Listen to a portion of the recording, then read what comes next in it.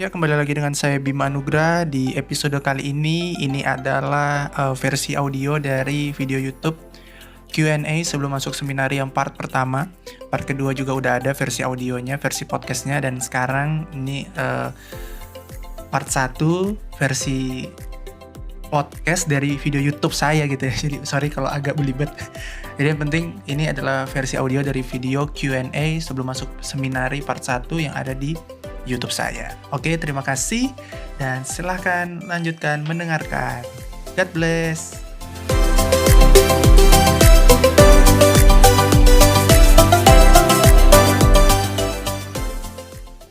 Hai, perkenalkan nama aku Bima Anugrah. Pada video kali ini mungkin sedikit berbeda dengan apa yang sebelumnya biasa aku upload di YouTube channel aku, yaitu tentang biasa main PES atau unboxing, review barang gitu ya, yang berhubungan dengan teknologi. Atau dulu pas SMA aku suka bahas soal kimia, pembahasan gitu ya. Tapi pada video kali ini, karena puji Tuhan aku udah kuliah di sebuah seminari teologi ya, atau sekolah teologi untuk jadi hamba Tuhan.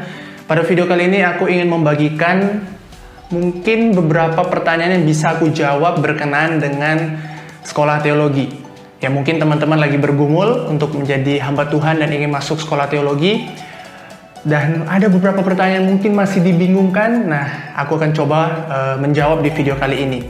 Sebenarnya sudah pernah aku tulis di blog, jadi ada versi tulisannya. Tapi pada video kali ini akan lebih lebih dalam gitu mungkin ulasannya. Tulisannya nanti aku akan berikan di link ya, ada linknya nanti aku akan kasih.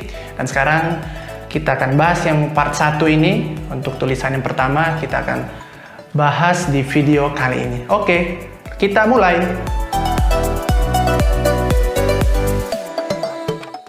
Ini ada bunyi-bunyi, dong kita biarkan lewat.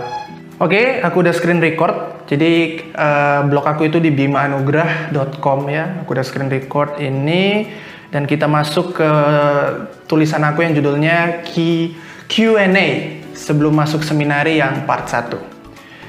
Jadi mungkin bentuk videonya kayak begini sih, tapi kalau mungkin teman-teman punya ide lain ya, mungkin yang bentuk lain gitu, bisa sampaikan saja dengan bebas ya, dan santai di kolom komentar atau di akun Instagram saya. Pertanyaan pertama, apa bedanya anak kuliah seminari dan sekuler? Ngomong-ngomong, pertanyaan ini aku pernah buat juga dalam bentuk podcast ya, jadi aku buka open question gitu di Instagram, di story, lalu aku coba jawab. Dan ini juga mungkin hal-hal yang dulu aku pikirin sebelum masuk seminari, dan sekarang juga aku pikirin yang kayaknya apa sih yang dipertanyakan gitu ya.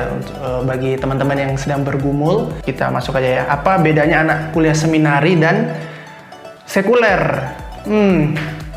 Ya ini ya, kayak di tulisan aku bilang jangan sampai kita dikotomi ya. Jadi atau memisahkan secara murni gitu ya, kuliah seminari yang jadi hamba Tuhan dan yang sekuler, seolah-olah yang seminari ini jauh lebih suci gitu. Jangan sampai kayak begitu ya. Tapi memang beda karena memang kita belajarnya beda gitu ya. Kita di seminari itu kita belajar teologi tentang agama Kristen ya, tentang Tuhan, kita mengenal Tuhan. Sedangkan yang di sekuler ya mungkin teknik ya, beda subjek dan topiknya. Tapi yang mungkin yang lebih membedakan lagi antara kuliah di seminari dan di sekuler, saya bicara sebagai seorang mahasiswa STT1 ya, artinya seminari dalam artian kita memang dibentuk bukan hanya secara otak tapi secara sifat dan perilaku juga, yaitu kita tinggal di asrama. Nah, tinggal di asramanya ini yang beda sekali dengan kuliah sekuler. Jadi di asrama itu ada pembentukan karakter, jadi kita harus kerja bakti, cuci piring, bangun pagi, saat teduh.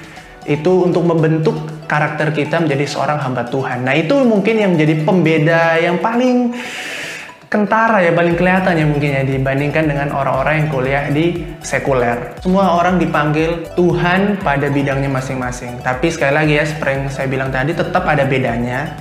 Yaitu tadi, kita dibentuk menjadi seorang hamba Tuhan. Oke? Kita lanjut ke nomor 2. Kak, saya dengar buku teologi banyak yang bahasa Inggris. Saya lemah bahasa Inggris. Gimana ya, Kak? Pertanyaan yang bagus. Jadi menurut saya memang banyak sekali buku-buku teologi itu memang dalam bahasa Inggris, dan kalau memang ada dalam bahasa Indonesia itu pun terjemahan, dan kadang terjemahan itu ya kurang tepat mengekspresikan apa yang sebenarnya penulis inginkan ya dalam buku itu. Yang aku ingin sampaikan ini sih, kita bisa les kan sebelum kita masuk di seminari. Jadi misalkan teman-teman masih SMA nih, teman-teman bisa ikut les, bisa belajar dulu bahasa Inggris walaupun dikit-dikit. Nanti itu bisa sangat membantu teman-teman dalam menguasai bahasa Inggris, termasuk ya maksudnya dalam baca buku bahasa Inggris gitu. Dan kalau di STT saat itu semester 1 ada mata kuliah bahasa Inggris yang akan membantu juga teman-teman.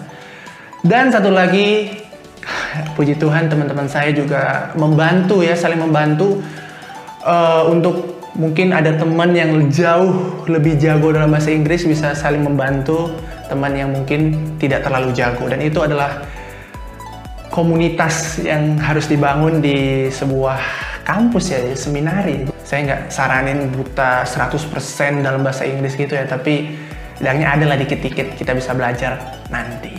Oke, kita lanjut ke nomor 3 ya.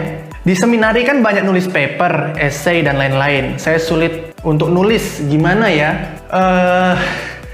Sekali lagi, masuk semester 1 di seminari itu memang ada bahasa Indonesia ya kalau di STT saat ya, di semester 1. Dan memang aku juga ngerasain itu. Sulit sekali, memang SMA dan kuliah itu jauh berbeda. Jadi teman-teman, memang ini akan menjadi salah satu pergumulan di awal semester.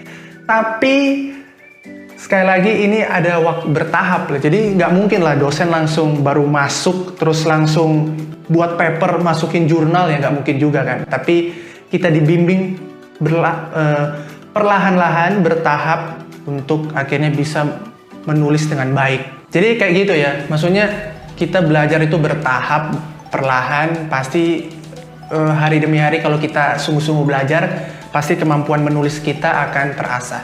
Dan jangan malu-malu untuk bertanya pada kakak tingkat atau teman yang jauh memiliki kemampuan di bidang itu untuk nulis. Jangan malu-malu, jangan sungkan-sungkan. Jadi kita saling belajar aja lah satu sama lain agar kemampuan menulis kita jauh lebih baik. Nomor 4 ya. Dapat uang jajan dibatasin nggak kak? Oke.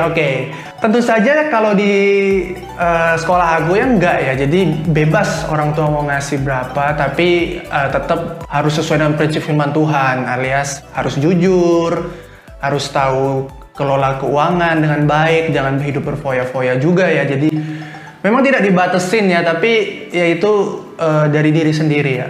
Tapi kalau uang jalan ya atau uang yang diberikan kampus misalkan untuk praktik weekend gitu, itu dibatasin, sudah ditentukan dan tidak boleh dikorupsi atau dicuri. Itu sangat berbahaya. Dan menurutku juga di tempat lain juga nggak juga sih, nggak dibatasin secara kaku gitu ya. Tapi mungkin teman-teman yang punya jawaban lain ya bisa tulis di kolom komentar di bawah. Ini jawabannya enggak ya. Oke, aku memang sengaja ya setiap post itu, setiap tulisan ya 4-5 pertanyaan. Dan pada video kali ini cukup 4. Sekali lagi semoga bisa membantu teman-teman yang mungkin sedang bergumul dalam masuk ke sekolah teologi atau seminari. Dan saya secara pribadi masuk di STT Saat, Sekolah Tinggi Teologi, Seminari Alkitab Asia Tenggara di Malang, Jawa Timur.